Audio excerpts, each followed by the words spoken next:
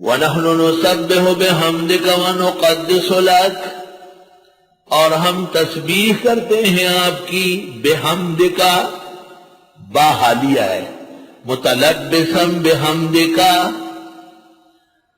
وَنَحْنُ نُسَبِّحُ وَنَحْمَدُکَ، تو بلاغت کے لیے ہے نسبح بحمدک، سبحان اللہ و بحمدی، ورنہ تو تھا سبحان اللہ والحمدللہ۔ اس لیے علماء کہتے ہیں واو حالیہ ہے متلبسا بالحمد۔ نسبح سبحانک اللہم، سبحان ربی العظیم، سبحان ربی الاعلی،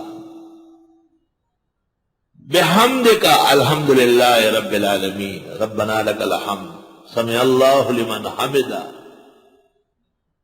ونقدس لک، اللہ تیری تقدیس کرتے ہیں، تیری پاکی اور بزرگی بجا لاتے ہیں۔ قال انی اعلم ما لا تعلمون، اللہ نے کہا میں زیادہ جانتا ہوں وہ چیزیں جو تم نہیں جانتے۔ درد دل کے واسطے پیدا کیا انسان کو، درد دل کے واسطے پیدا کیا انسان کو، ورنہ طاعت کے لیے کچھ کم نہ تھی کروبیاں، کروبیاں فرشتے ہو گئے تھے۔ اللہ اللہ، علماء نے عجیب بات کہی ہے کہ نظام کے لیے صرف عبادت نہیں بلکہ نظم و نسق جاننا بھی چاہیے۔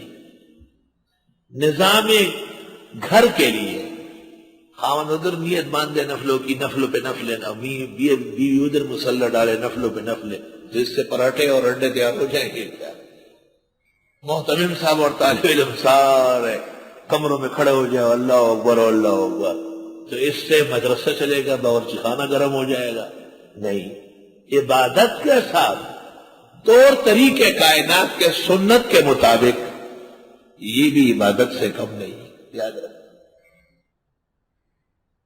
علماء لکھتے ہیں کہ یہ جو گیٹ پر چوکیدار کھڑا ہے اور آپ لوگ درس میں بیٹھے ہیں اور نماز پڑھتے، سارے درس میں اور نماز میں ان کا حصہ ہے، سارے آپ کی حفاظت پر مامور ہے۔ یہ جو کھانا پکا رہا ہے، سالن تیار کر رہا ہے، اور یہ جو ناظم صاحب صبح و شام آپ کے آرام اور راحت رسانی کا سوچ رہے ہیں، ہر سبق میں، ہر تسبیح میں، ہر نظم و نسق میں ان منتظمین کا پورا حصہ ہوتا ہے۔ وَنَحْنُ نُسَبِّحُ بِحَمْدِكَ وَنُقَدِّسُ لَكَ۔ دوسری طرف سن لو، اللہ تعالیٰ نے عبادت کے اوقات مقرر کیے، فرض نماز، اذان، جماعت، اشراق کی جماعت و اذان نہیں ہوگی، مرضی ہے لوگوں کی، پڑھے تو آج عمرے کا ثواب ہے۔ ظہر تک پورا وقت چھوڑا ہے، آپ کام کاج کریں، ظہر کا وقت ہو گیا، اذان ہو گئی، اب رجال لا تلہیہم تجارت ولا بیع عن ذکر اللہ، اب نماز کے لیے ظہر پڑی اثر تک پھر فارغ ہے، اثر پڑی مغرب تک پھر فارغ ہے۔ عبادت کا وقت پورا ہے لیکن عبادت 10 منٹ میں ہوتی ہے، بقیہ سارا وقت آپ کے نظم و نسق کے لیے اللہ نے چھوڑا ہے۔ اس لیے پیغمبروں کے لیے قرآن میں ہے اولو الایدی والابصار، زبردست کام کرتے تھے ہاتھوں سے اور آنکھوں سے دیکھ دیکھ کر۔ کسب الحلال فریضۃ بعد الفرائض، حلال کمانا یہ بھی عبادت ہے دیگر عبادات کے بعد۔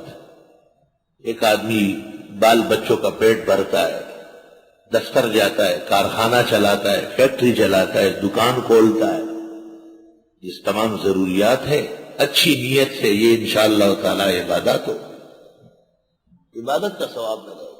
یہ ہمارے کانٹین والے ہیں، جب طلبہ کم ہو گئے تو کانٹین بند کر، نیک لوگ ہیں لیکن انسان لالچی ہوتا ہے۔ میں نے اسے طلب کیا، میں نے کہا یہ کانٹین آپ کے مفاد میں نہیں، یہ طلباء کے مفاد میں ہے، 5 طلباء ہو یا 10 ہو، آپ کھول کے بیٹھے اور چائے بیچیں، یہ باہر ہوٹلوں میں جا کے نہیں بیٹھے۔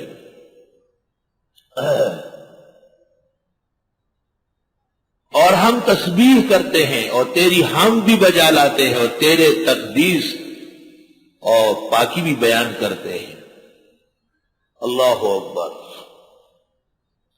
اللہ تعالیٰ نے کہا کہ میں جانتا ہوں تم نہیں جانتے. اس کو مختصر اول جواب کہتے، جیسے استاد شاگرد کو کہتے بیٹھ جاؤ آرام سے، یہ مسئلہ میں آپ سے زیادہ جانتا ہوں، یہ جواب ہے. پھر وہ جس وقت مناسب سمجھے اس کی تفصیل کرے گا تاکہ اور مطمئن ہو جائے، یہ اور مطمئن ہو جائے. کسی موقع پر سید سلیمان ندوی نے پاکستان بننے کے بعد، یہاں کمیٹی تھی پاکستان میں، کوئی بات کہی. عبدالرب نشتر جو لیگیوں کا بڑا لیڈر تھا، بڑا غیرتی آدمی تھا، اس نے کہا اس کی دلیل کیا ہے؟ آپ کے پیچھے ایک دلیل سو رہی.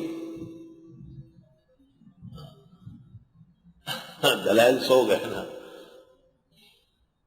خیر اچھے ہو جائیں گے، روزے رکھیں گے نا تو بس پھر تو بقول مولانا شیر علی شاہ کے پھر تو نیند کی عام اجازت ہونا چاہیے.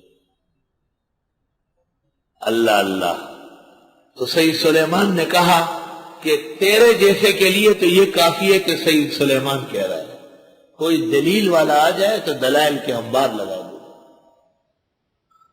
قال انی اعلم ما لا تعلمون.